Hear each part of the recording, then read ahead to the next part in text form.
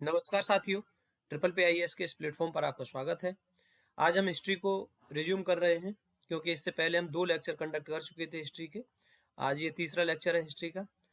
जिन लोगों ने भी हमारे पिछले उन लेक्चर्स को नहीं देखा है, लिंक डिस्क्रिप्शन बॉक्स में प्रोवाइड करा दी गई है, आप वहां जाकर उसको देख सकते हैं। साथ ही आपको बता दूं कि ट्रिपल पी आईएएस के इस प्लेटफॉर्म पर पॉलिटी का सेक्शन कंप्लीट हो चुका है, जो आपके एग्जाम की दृष्टि से बहुत ही इंपॉर्टेंट है। साथ ही करंट अफेयर का एक सेगमेंट हमने कवर कर लिया है। आज से हिस्ट्री का सेक्शन हम कर रहे हैं। आगे अब हिस्ट्री का सेक्शन कंप्लीट करने के बाद हम किसी नए सेगमेंट को स्टार्ट करेंगे।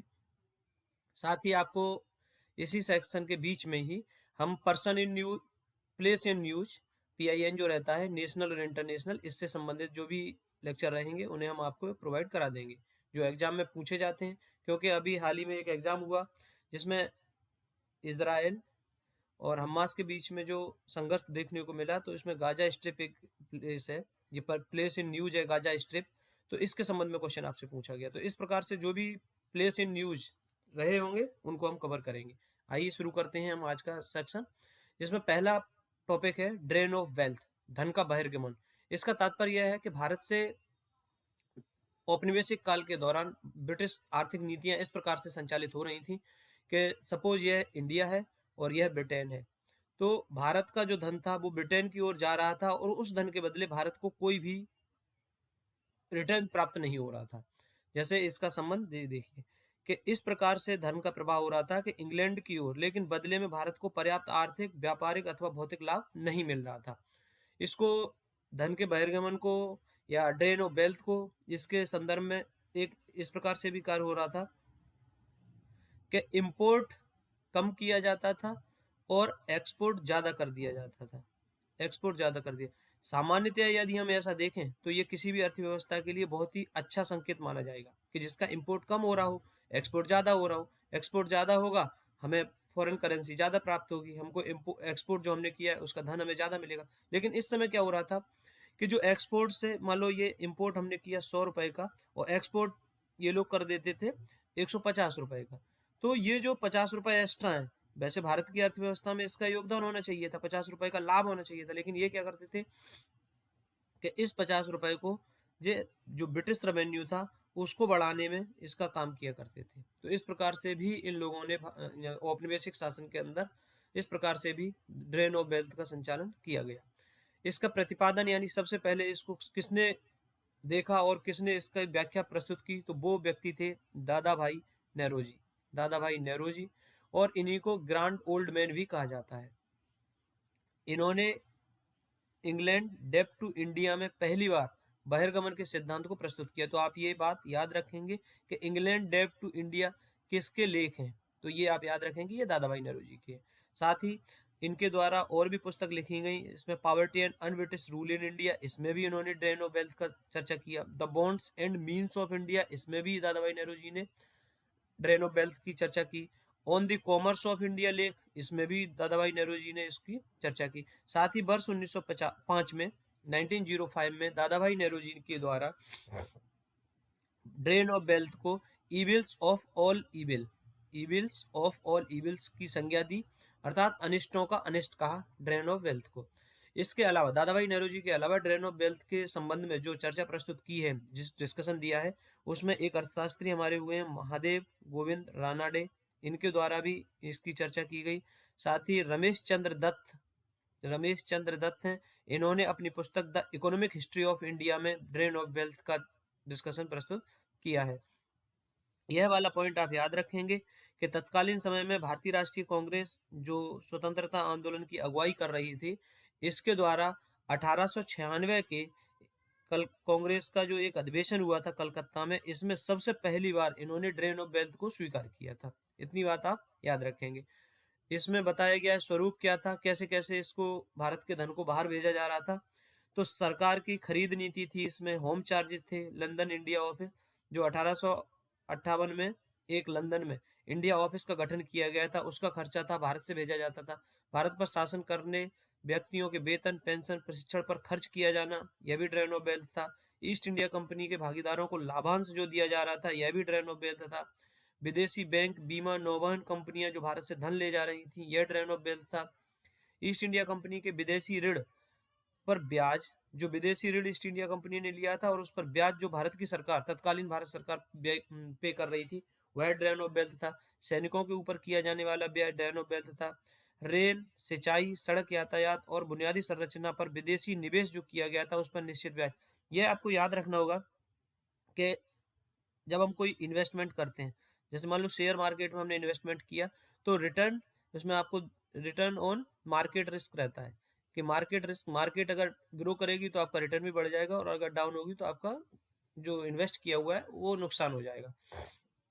लेकिन तत्कालीन समय में यह पहली ऐसी व्यवस्था देखने को मिली कि सरकारी जो संपत्तियों का डेवलपमेंट हो रहा था, और इसमें जो निजी क्षेत्र निवेश कर रहा था, तो उसके गारंटी शुदा, यानी उसको गारंटीड रिटर्न प्रदान किया जा रहा था। गारंटीड रिटर्न, ये आप पहली ऐसी व्यवस्था देखेंगे कि सरकारी संपत्तियों के निर्माण में यह गारंटीड व्यय, गारंटीड रिटर्न निजी क्षेत्र को प्रदान किया जा रहा था।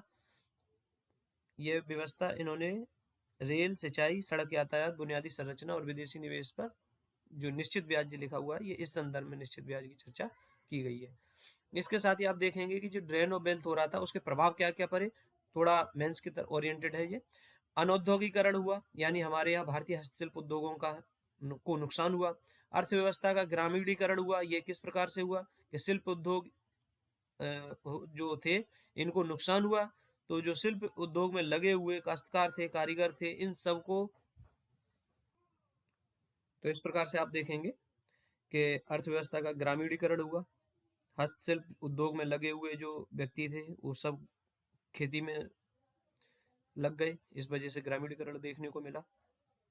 वाणिज्यीकरण हुआ, वाणिज्यीकरण हुआ केवल ब्रिटिश औपनिवेशिक सरकार की डिमांड के अकॉर्डिंग। किसानों को तो इसमें कोई लाभ नहीं हुआ। वाणिज्यीकरण ऐसी फसलों का किया गया, उसके वजह से जो ग्रामीण कृषक थे उन पे ऋणों की वृद्धि हो गई, गरीबी में वृद्धि हो गई, नगदी फसलों का महत्व दिया तो खाद्यान्न की कमी हो गई, भुखमरी जैसी समस्याएं देखने को मिली। भारत में ब्रिटिश वित्त पूंजी का आना, भारत में जो निवेश आ रहे थे, उन्होंने भारतीय पूंजीपतियों के द्वारा जो निवेश किया जाता था उसको हतोत्साहित किया। अब हम देखेंगे होम चार्जेज, गृह व्यय के रूप में इसकी चर्चा की जाती है। इसमें भी वही व्यय थे, इस एक प्रकार से ड्रेन ऑफ वेल्थ का ही एक उप प्रकार है। भारतीय सार्वजनिक ऋण एवं रेलों पर निवेश की गई पूंजी पर, ये एग्जाम्पल लिखे हैं, होम चार्जेस के एग्जाम्पल लिखे हैं। पूछा जाता है क्वेश्चन में कि which one of the following is not include in the home charges, ये इस प्रकार के क्वेश्चन इसमें पूछे जाते हैं। तो आप बता पाएंगे इसमें कि भारतीय सार्वजनिक ऋण एवं रेलों पर निवेश की गई पूंजी पर दिया जाने वाला ब्याज, जो इंटरेस्ट पे किया जा रहा है, जो हम ऊपर चर्चा किए हैं, वो होम चार्जेस के रूप में दिया जा रहा था। भारत को दी गई सैनिक और अन्य सामग्री की लागत, यह एक प्रकार से होम चार्जेस थे। भारत के कारण इंग्लैंड में दिए जाने वाले नागरिक और सैनिक शुल्क, यह एक प्रकार से होम चार्जेस थे। इंग्लैंड के राज्य सचिव का सारा व्यय, जो 1919 तक जो व्यय हुआ था, उसको सारा जो व्यय किया जाता था वो होम चार्जेस के रूप में शामिल किया गया है। और भारत सरकार द्वारा यूरोपीय अफसरों को दिए जाने वाले भत्ते और पेंशन, ये होम चार्जेस। आप इनके एग्जाम्पल हैं जो होम चार्जेस के, आप इनको याद रख लेंगे ताकि क्वेश्चन में आए तो आप इसको अच्छे से छांट के क्वेश्चन को सॉल्व कर पाए। एक टर्म इसी समय ब्रिटिश औपनिवेशिक अर्थव्यवस्था जब संचालित हो रही थी, उसी समय एक इंपीरियल प्रेफरेंसेस नाम से एक शब्द चलन में देखने को मिला। इसमें क्या होता था कि ब्रिटिश आयातों पर दी गई विशेष रियायतें, जो ब्रिटेन से आयात किया जाता था, इंपोर्ट किया जाता था भारत में जो आता था, तो यहाँ पर कई सारे जो छूट रहती थी, सीमा शुल्क में छूट और जो इंपोर्ट ड्यूटी, इस प्रकार की छूटें प्रदान की जाती थी, इनको बोला गया इंपीरियल प्रेफरेंसेस। अब हम देखेंगे जो लैंड रेवेन्यू सिस्टम था, भू राजस्व व्यवस्था, ब्रिटिश औपनिवेशिक काल में पहली व्यवस्था थी इसमें स्थायी बंदोबस्त व्यवस्था। इसकी शुरुआत 1793 में कार्नवालिस के द्वारा की गई थी। इस व्यवस्था के अन्य नाम थे इस्तिमरारी व्यवस्था, जागीरदारी व्यवस्था, मालगुजारी व्यवस्था, बीसवेदारी व्यवस्था।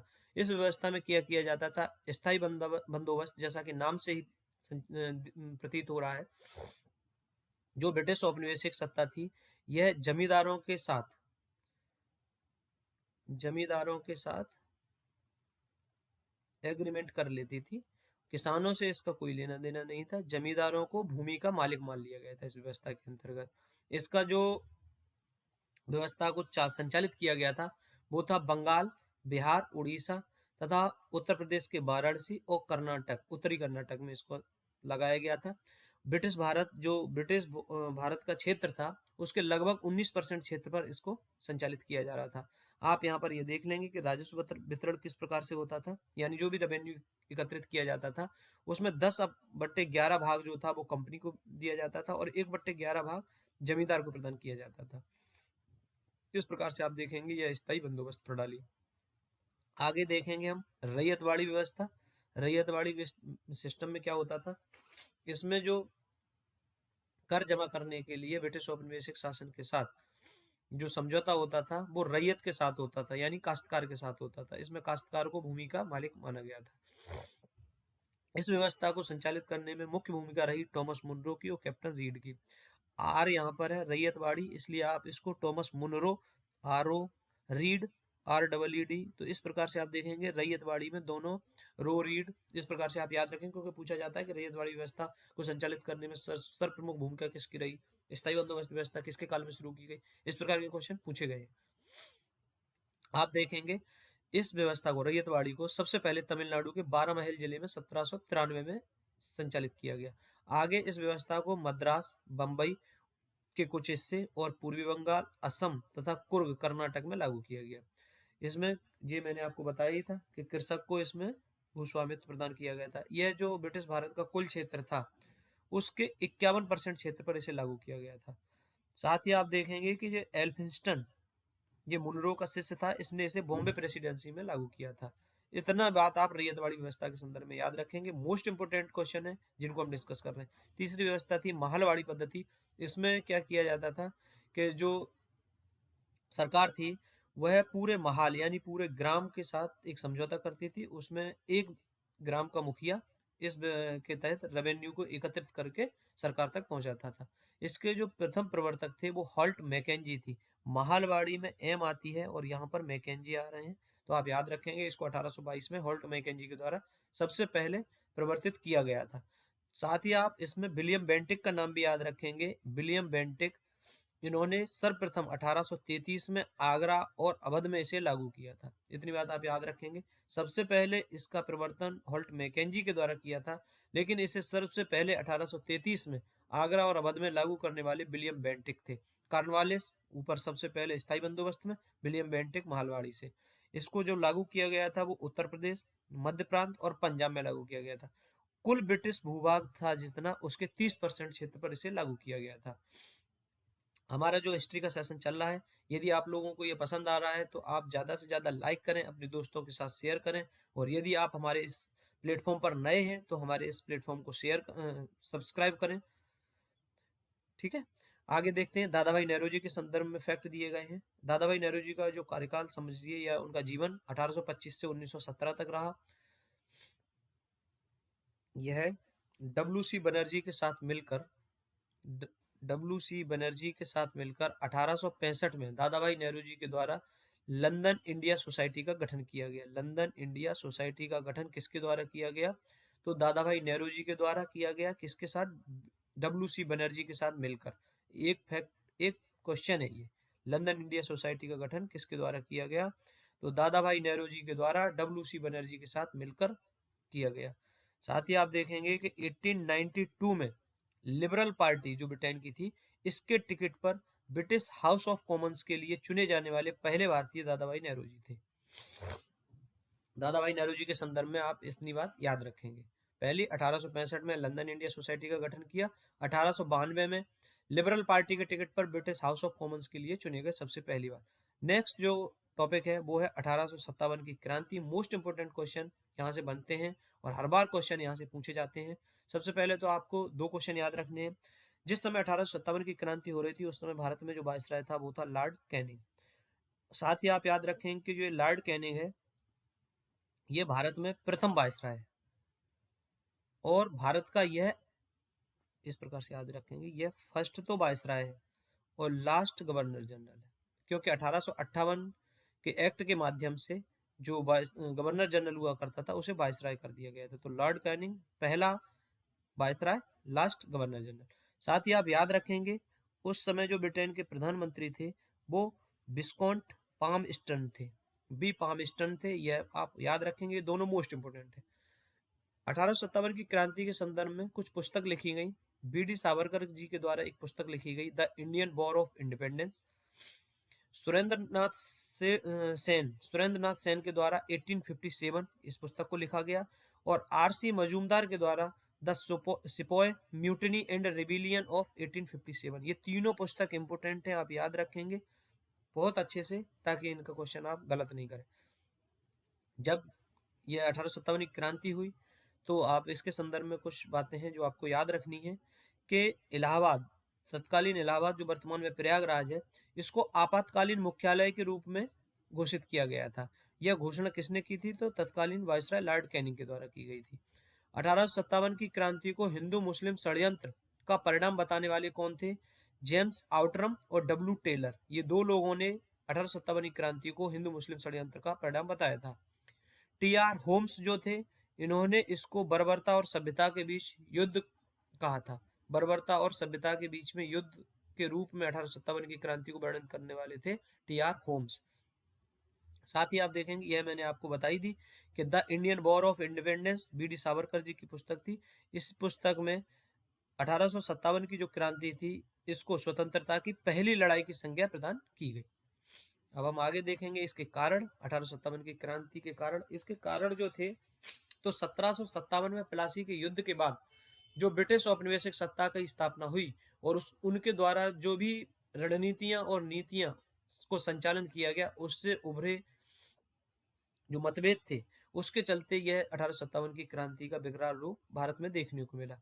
तो पहले तो ये थी कि ब्रिटिश साम्राज्य की घिनौनी नीतियां, भेदभाव की नीतियां थी। इसमें सेना में जो भर्ती होते थे उनको उच्च पद न दिया जाना, सिपाहियों के बीच असंतोष और चर्बी वाले कारतूस का प्रयोग और अंग्रेजों का धर्म में हस्तक्षेप का संदेह, क्योंकि इसमें यह बात आई थी कि चर्बी वाले कारतूस जिसमें सुअर की चर्बी लगी हुई है और हड्डी आटे के संदर्भ में बताया गया है कि इसमें हड्डी को पीस के डाला गया है। इस प्रकार से धर्म में हस्तक्षेप का संदेह तत्कालीन समय में देखने को मिला, जिसके चलते यह 1857 की क्रांति संचालित हुई। आप देखेंगे कि सबसे पहले क्रांति की जो शुरुआत थी वो 29 मार्च 1857 को मंगल पांडे ने अपने एडुजेंट पर आक्रमण कर उनकी हत्या कर दी थी। यहाँ से क्रांति की शुरुआत होती है। साथ ही फिर उसके बाद 10 मई को मेरठ से 1857 की क्रांति प्रारंभ हुई। इसके प्रतीक पूछे जाते हैं, कमल का फूल और रोटी थी। मोस्ट इंपोर्टेंट क्वेश्चन है ये, डेट आप याद रखेंगे। 10 मई को मेरठ से 1857 की क्रांति प्रारंभ होती है। यह बैरकपुर से, ये इनकी जो 1857 में मंगल पांडे की जो छावनी थी वो बैरकपुर छावनी से ये जुड़े हुए थे। साथ ही आप देखेंगे कि यह विद्रोह असफल रहा। असफलता के कारण क्या थे? तो आप देखेंगे इसमें कुछ राजा महाराजाओं ने साथ नहीं दिया और साथ ही जो हमारे आंदोलनकारी थे उनके पास किसी रणनीति का अभाव था, यानी एक संगठित रणनीति हो सुनियोजित जिसके माध्यम से आगे बढ़ा जा सके, उस प्रकार की रणनीति का अभाव देखने को मिला था। अब हम देखेंगे कि इनमें जो 1857 की क्रांति हो रही थी उसमें जगह जगह पर इस क्रांति को आगे बढ़ाने में कुछ महत्वपूर्ण नेताओं का योगदान रहा, उन्होंने नेतृत्व प्रदान किया। तो उसमें हम देखेंगे बरेली के अंदर खान बहादुर खान ने इसका नेतृत्व किया। बहादुर शाह द्वितीय ने वायसराय के पद पर नियुक्त किया था। आपको यह क्वेश्चन याद रखना होगा कि वायसराय के पद पर खान बहादुर खान को नियुक्त किया गया था, जो कि बरेली में इस क्रांति का नेतृत्व कर रहे थे। बहादुर शाह द्वितीय ने इनको वायसराय के पद पर नियुक्त किया था। झांसी में, जैसा कि आप जानते हैं, लक्ष्मीबाई जी के द्वारा इसका नेतृत्व किया गया। जो रानी लक्ष्मीबाई थी वो झांसी के राजा गंगाधर राव की विधवा थी।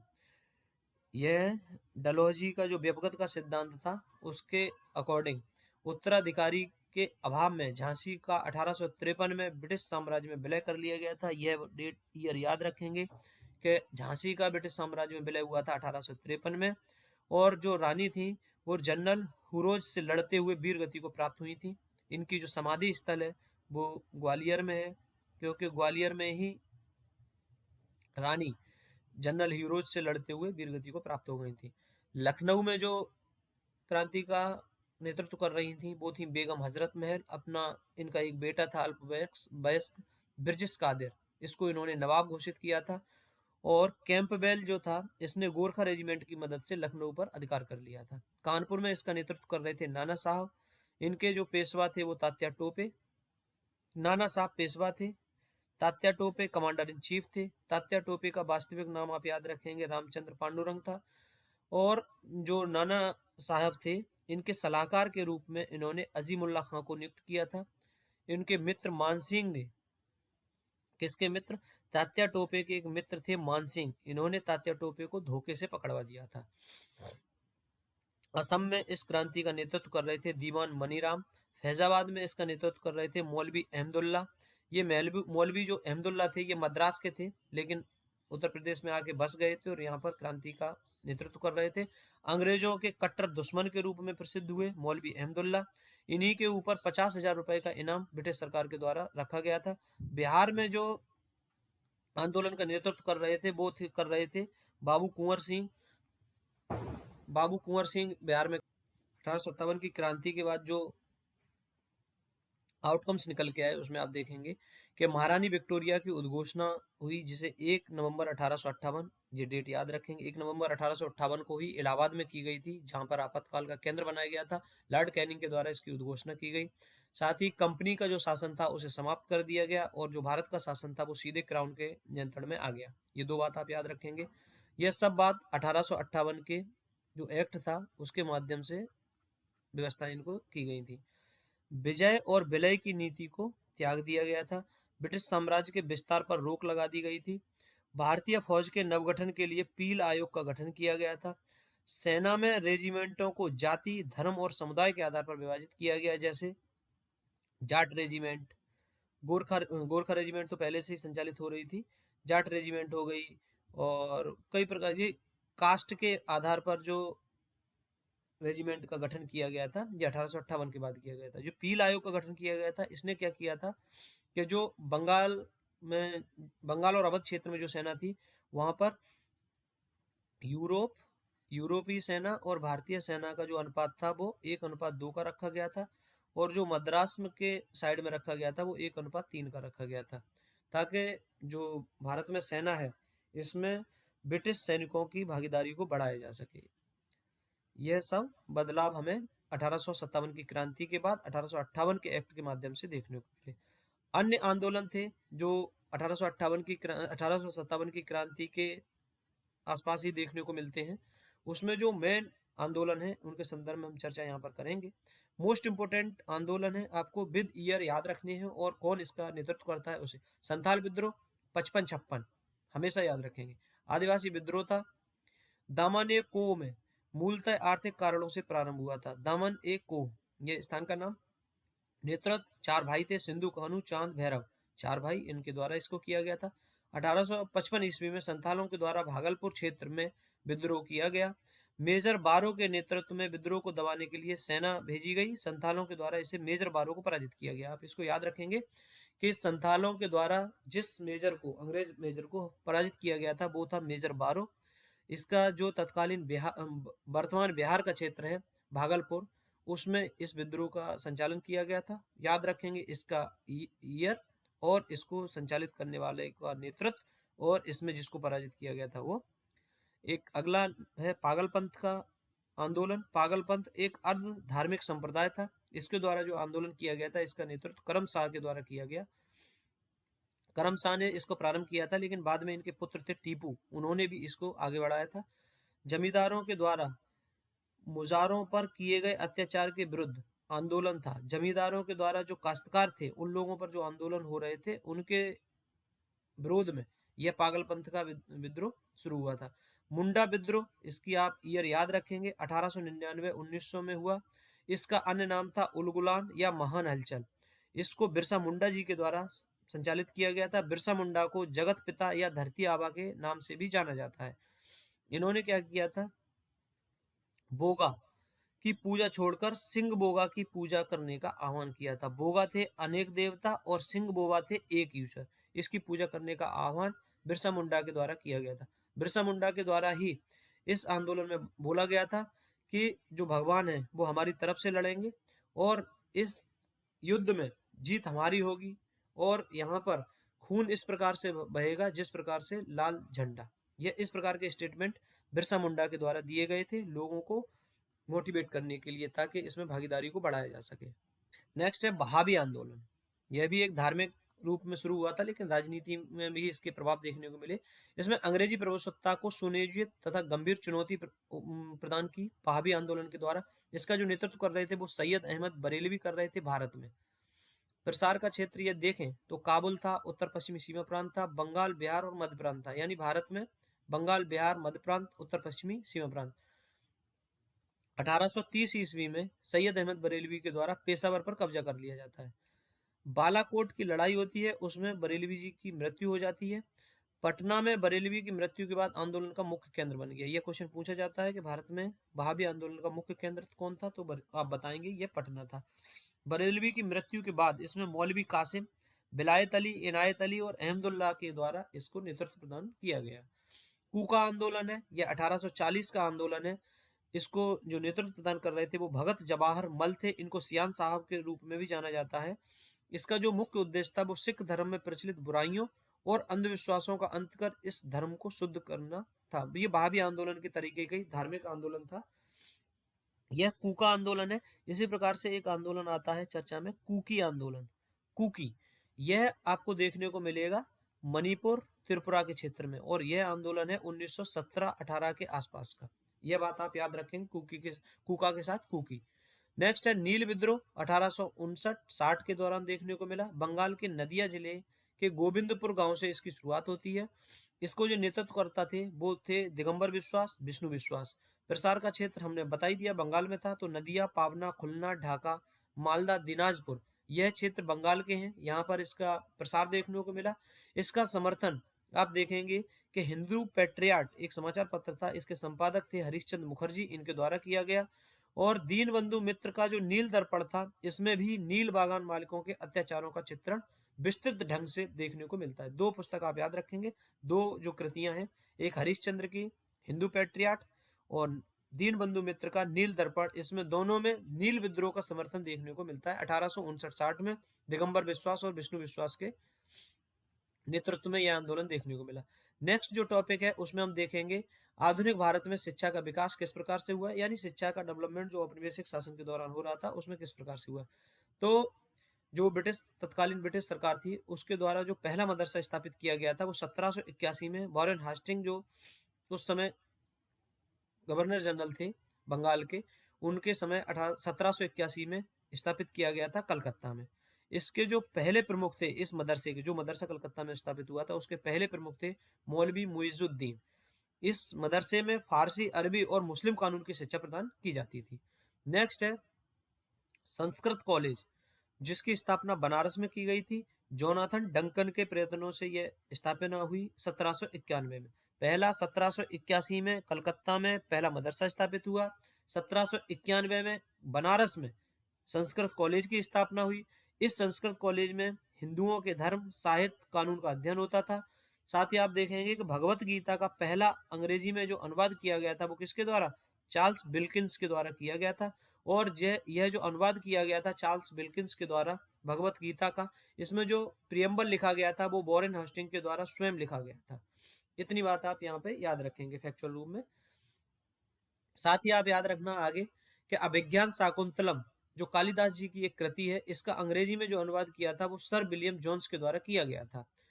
1854 में वुड डिस्पैच या वुड घोषणा पत्र आई थी। इसको भारत में अंग्रेजी शिक्षा का मैग्ना कार्टा की संज्ञा प्रदान की जाती है। मोस्ट इंपोर्टेंट है, याद रखेंगे कि भारत में अंग्रेजी शिक्षा के मैग्ना कार्टा की संज्ञा 1854 में आए चार्ल्स वुड के द्वारा जारी घोषणा पत्र, जिसे वुड डिस्पैच के रूप में जाना जाता है, उसको बताया जाता है। इसी वुड डिस्पैच में लंदन विश्वविद्यालय के तर्ज पर कलकत्ता, बंबई और मद्रास प्रेसिडेंसी में एक एक विश्वविद्यालय की स्थापना की व्यवस्था की गई थी, इसलिए आप इसको याद रखेंगे। नेक्स्ट जो आयोग आया था हंटर कमीशन था, 1882 में आया। 1882 में इसका गठन किया गया था हंटर कमीशन का।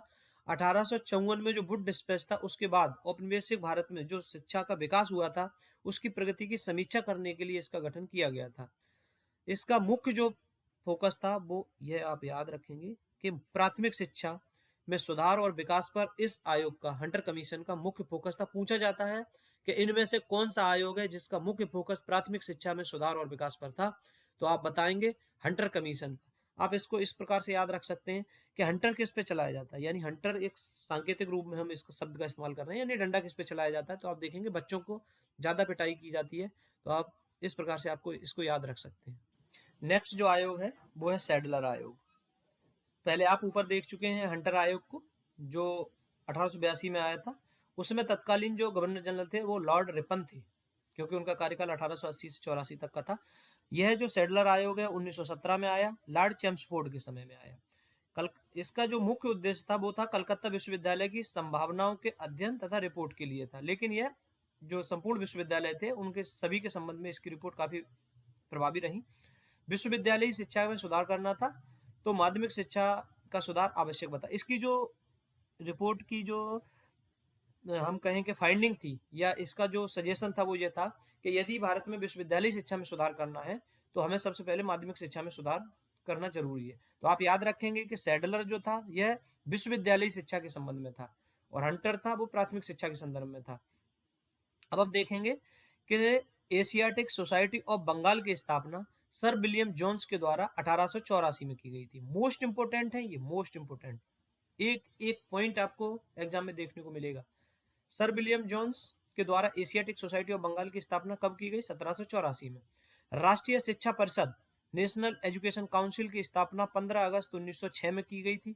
राष्ट्रीय एजुकेशन काउंसिल, राष्ट्रीय शिक्षा परिषद। साथ ही आप देखेंगे कि बंबई में पहला महिला विश्वविद्यालय स्थापित हुआ था। किसके प्रयासों से हुआ था? तो वो डी के कर्वे के प्रयासों से हुआ था। कलकत्ता में जो हिंदू कॉलेज था इसकी स्थापना हुई थी राजा राममोहन राय, डेविड हेयर और अलेक्जेंडर डफ के प्रयासों से। कलकत्ता में हिंदू कॉलेज की जो स्थापना हुई थी, आप ऐसे भी याद रखें कि हिंदू कॉलेज कहाँ है, तो कलकत्ता में। इसकी स्थापना किसके प्रयासों से? Raja Rammohan Roy, David Hare, Alexander डफ, इन तीनों के प्रयासों से हुई थी। डी के कर्वे के प्रयास से बंबई में पहला महिला विश्वविद्यालय स्थापित हुआ था। 1916 में बनारस हिंदू विश्वविद्यालय की स्थापना की गई थी मदन मोहन मालवीय जी के द्वारा। इसी के साथ आप देखेंगे कि 1896 में पूना में विधवा गृह की स्थापना की गई थी डी के कर्वे के द्वारा। इतने जो समाज सुधारक हैं इनके नाम भी आप याद रखेंगे, इनके शिक्षा के क्षेत्र में भी योगदान है। डी के कर्वे हैं, राजा राम मोहन राय, मदन मोहन मालवीय है, तो आप इन्हें भी याद रखेंगे। मोस्ट इंपोर्टेंट क्वेश्चन है जिनका डिस्कशन अभी हो रहा है। अब देखेंगे हम प्रेस डेवलपमेंट भारत के अंदर जो हुआ है। तो सबसे पहले तो आप देखेंगे कि आधुनिक प्रेस का प्रारंभ 1766 में विलियम बोल्ट्स के द्वारा किया गया था। भारत में आधुनिक प्रेस का जो प्रारंभ हुआ था, भारत में आधुनिक प्रेस की जो शुरुआत हुई थी वो एक व्यक्ति थे विलियम बोल्ट्स, उनके द्वारा 1766 में की गई थी। जबकि भारत में पहला प्रकाशित समाचार पत्र था वो था बंगाल गजट, जो 1780 में प्रकाशित हुआ था। जे ए हिक्की, जेम्स ऑगस्टस हिक्की के द्वारा इसको प्रकाशित किया गया था। इसके जो प्रकाशक थे वो थे James Augustus Hicky. Bengal gazette पहला भारत में प्रकाशित होने वाला समाचार पत्र, इसका वर्ष है 1780। मोस्ट इंपोर्टेंट है, याद रखेंगे आप। अब हम देखेंगे कि लॉर्ड वेलेस्ली का जो कार्यकाल था, लॉर्ड वेलेस्ली के कार्यकाल में भारत के जो समाचार पत्र थे उन पर सबसे पहले सर्वप्रथम प्रेस सेंसरशिप लागू किया गया था 1799 में। 1780 में पहला समाचार पत्र आता है भारत में। 1799 का पत्रेक्षण अधिनियम आया लॉर्ड वेलेस्ली के समय में। इसमें के माध्यम से सबसे पहले प्रेस सेंसरशिप लागू कर दी गई। इस जो 1799 का पत्रेक्षण अधिनियम था, इसे लॉर्ड हेस्टिंग ने वर्ष 1818 में रद्द कर दिया। ये इतनी बात आप याद रखेंगे 1799 के पत्रेक्षण अधिनियम के अंतर्गत, कि इसका जो अधिनियमन किया गया था यह किया गया था लॉर्ड वेलेस्ली के समय में। इसी एक्ट के माध्यम से सबसे पहले प्रेस पर सेंसरशिप लागू की गई थी और इस एक्ट को लॉर्ड हेस्टिंग ने समाप्त किया था। अब देखते हैं एक वायसराय हुए हैं लॉर्ड लिटन, काफी प्रतिक्रियावादी वायसराय हुए हैं। ये भारत के विरोध में इनकी नीतियों विरोध में मतलब बड़े विरोध में इनको जाना जाता है। इनकी जो नीतियां थी वो भारत में को प्रताड़ित करने की नीतियों के रूप में थी। बर्नाकुलर प्रेस एक्ट आया इनका 1878 में। इस एक्ट को कहा गया मुंह बंद करने वाला अधिनियम, क्योंकि इसके माध्यम से कोई अपील नहीं की जा सकती थी। इसमें भेदभाव देखने को मिला, क्योंकि देसी भाषा के जो समाचार पत्र थे और अंग्रेजी भाषा के समाचार पत्र थे, इन दोनों समाचार पत्रों में यहाँ पर भेदभाव किया गया था। देसी भाषा के समाचार पत्र थे, उनके विरुद्ध यहाँ पर प्रतिक्रिया देखने को मिली, जबकि अंग्रेजी भाषा के जो समाचार पत्र थे उनको सहयोग और समर्थन प्रदान किया गया। यह लॉर्ड लिटन के द्वारा जो वर्नाकुलर प्रेस एक्ट आया था, इस एक्ट को 1882 में लॉर्ड रिपन के कार्यकाल में निरस्त किया गया। इस वर्नाकुलर प्रेस एक्ट के अंतर्गत ही यह जो भेदभाव था, उसमें जो जिला मजिस्ट्रेट था वो देसी भाषा के समाचार पत्र के प्रकाशक से एक बॉन्ड पर हस्ताक्षर करा सकता था और उसमें यह बात लिखवा सकता था कि वह कोई भी ऐसी सामग्री नहीं प्रिंट करेंगे जो तत्कालीन सरकार के विरोध में हो। इतनी बात, इस प्रकार से इसमें भेदभाव देखने को मिला। एक फैक्ट है बाल गंगाधर तिलक जी के संदर्भ में, पत्रकारिता के लिए सजा पाने वाले पहले भारतीय, यानी पत्रकारिता का कार्य करते हुए सजा प्राप्त करने वाले पहले भारतीय के रूप में बाल गंगाधर तिलक का नाम आता है, जिन्हें 1882 में कोल्हापुर के महाराज के विरुद्ध जो अंग्रेजों की नीति थी उसके विरोध किया, उसकी निंदा की, इसके लिए उन्हें 4 माह की जेल की सजा दी गई। राजा राम मोहन राय पत्रकारिता के क्षेत्र में काफी इंपोर्टेंट योगदान रहा है इनका। शब्द कौमुदी या प्रज्ञा का चांद 1821 में बांग्ला साप्ताहिक था, इसका प्रकाशन किया। मिरातुल अखबार, बुद्धि दर्पण, यह फारसी का साप्ताहिक था 1822 में। 21 में शब्द कौमुदी, प्रज्ञा का चांद था बांग्ला साप्ताहिक, मिरातुल अखबार फारसी का साप्ताहिक था 1822 में। यहाँ पर एक पॉइंट आपको याद रखना है कि जॉन एडम्स के 1823 में भारतीय प्रेस पर पूर्ण प्रतिबंध लागू करने के चलते मिरातुल अखबार, जो फारसी का राजा राम मोहन राय का अखबार था, इसका प्रकाशन बंद करना पड़ा। मोस्ट इंपोर्टेंट है, याद रखेंगे इसको कि राजा राम मोहन राय का जो मिरातुल अखबार है वह किस वजह से बंद हुआ, तो उसमें आप याद रखें कि जॉन एडम्स का जो भारतीय प्रेस पर पूर्ण प्रतिबंध लागू करने की नीति थी उसके चलते। एक समाचार पत्र आपने सुना होगा गदर साप्ताहिक, इसका प्रकाशन 1913 में, पहला अंक इसका उर्दू में प्रकाशित हुआ। कहां से? San Francisco. यह कहां पर है आपका? तो याद रखेंगे ये यूएसए में है। प्रथम अंक उर्दू में प्रकाशित हुआ था, यह पॉइंट याद रखेंगे कि गदर का पहला अंक उर्दू में प्रकाशित हुआ था। यह कुल मिलाकर 7 भाषाओं में प्रकाशित हुआ था, 7 लैंग्वेज में। इसमें कौन सी थी? गुरुमुखी यानी पंजाबी, मराठी, हिंदी, अंग्रेजी, गुजराती, और इसका एक अंक था वो पख्तूनी भाषा में भी प्रकाशित हुआ था। यह जो गदर पार्टी थी सैन फ्रांसिस्को से जो अपना स्वतंत्रता आंदोलन का संचालन कर रहे थे, उसका यह मुखपत्र के रूप में भी इसने गदर साप्ताहिक ने भूमिका निभाई। आगे बाल गंगाधर तिलक के संदर्भ में देखेंगे। 1881 में बाल गंगाधर तिलक जी के द्वारा बंबई से मराठी भाषा का एक पत्र निकाला केसरी, और अंग्रेजी भाषा का निकाला मराठा। यह जो केसरी था, यह बाल गंगाधर तिलक के द्वारा जो होम रूल आंदोलन चलाया गया था उसका मुख्य पत्र के रूप में भी इसकी भूमिका रही। महात्मा गांधी की पत्रकारिता में भूमिका हम देखेंगे। 1903 में इंडियन ओपिनियन नामक एक पत्र लिखा, जो यह दक्षिण अफ्रीका में उनके द्वारा लिखा गया। प्रथम संपादक इसके इंडियन ओपिनियन के मनसुख लाल नजर थे। यह जो पत्रिका थी इसका प्रकाशन आप देखेंगे गुजराती, हिंदी, तमिल और अंग्रेजी में प्रकाशित हुई थी, यानी यह 4 भाषाओं में इंडियन ओपिनियन जो पत्रिका थी इसका प्रकाशन हुआ। इंडियन ओपिनियन 1903 की है, पहले संपादक मनसुख लाल नजर हैं इसके, और इस पत्रिका का प्रकाशन 4 भाषाओं में हुआ है। उर्दू में इसका प्रकाशन नहीं हुआ है, फारसी में नहीं हुआ है, गुजराती, हिंदी, तमिल, अंग्रेजी में हुआ है। साथ ही गांधी जी के जो पत्र हैं इनमें यंग इंडिया, नवजीवन, यह दोनों समाचार पत्र देखने को मिलते हैं। साप्ताहिक समाचार पत्र जो गांधी जी के द्वारा प्रकाशित हुए, अंग्रेजी भाषा में हरिजन, अंग्रेजी थोड़ी फॉर्मल लैंग्वेज है, इसमें डायरेक्ट हम किसी बड़े का भी नाम लेते हैं, मिस्टर जॉन, इस प्रकार से कहते हैं, तो इसी प्रकार से अंग्रेजी में हरिजन बोल देंगे, हरिजन।